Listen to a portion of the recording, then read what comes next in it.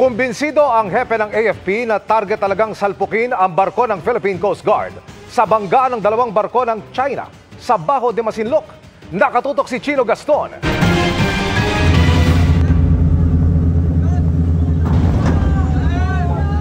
Kung hindi nakaiwas ang BRP Suluan ng Philippine Coast Guard, tiyak na malaki ang pinsalang tinamo ng mas maliit na barko.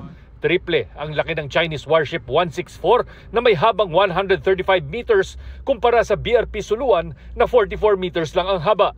Higit doble naman ang laki ng Chinese Coast Guard sa haba na 90 meters. Hindi raw masabi ng PCG kung may tangka talaga ang mga Chinese na banggain ang barko ng PCG na maghahatid sana ng tulong sa mga mangingisdang Pinoy sa Bajo de Masinloc bago harangin at buntutan ng dalawang barko ng China. You can just imagine the impact kung sakaling ang maliit na barko natin. I don't want to speculate that the real intention of the PLA Navy warship was to intentionally ram the Philippine Coast Guard vessel.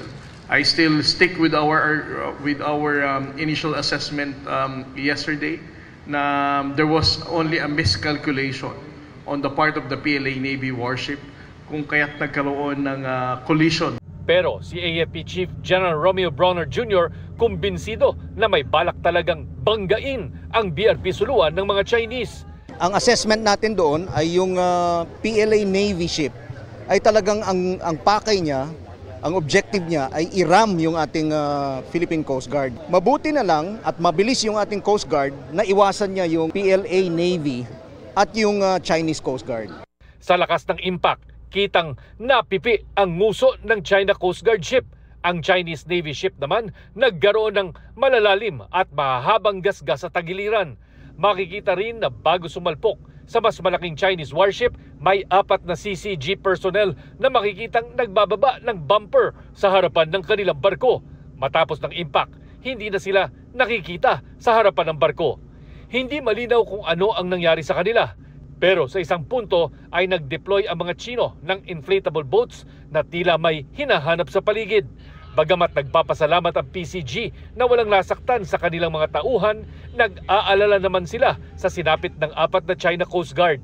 Ilang minuto pagkatapos ang salpukan, nag-alok rin daw ng tulong ang BRP Suluan sa China Coast Guard nang makita na matindi nitong pinsala. Prior the departure of BRP Suluan, we saw that some of the Chinese Coast Guard vessels were also in the vicinity.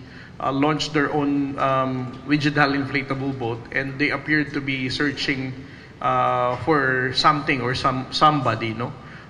So we assumed that there was a search and rescue that was conducted yesterday. Our thoughts and prayers are still for those Chinese Coast Guard who were injured dahil dito sa insidente. Wala pang kumpirmasyon mula sa Chinese government kung may mga nasaktan o namatay na Chinese Coast Guard. Sa huling impormasyon ng PCG, sinubukang kumpunihin kahapon ang harapan ng barko bago ito sinimulang hatakin papuntang mga artificial island ng China. Kaninang umaga, binigyang parangal naman ng PCG sa pangunguna ni Admiral Ronnie Gavan ang crew ng BRP Suluan, partikular ang kapitan nito na si Jomark Angge. Para sa GMA Integrated News, Chino Gaston, nakatutok, 24 oras.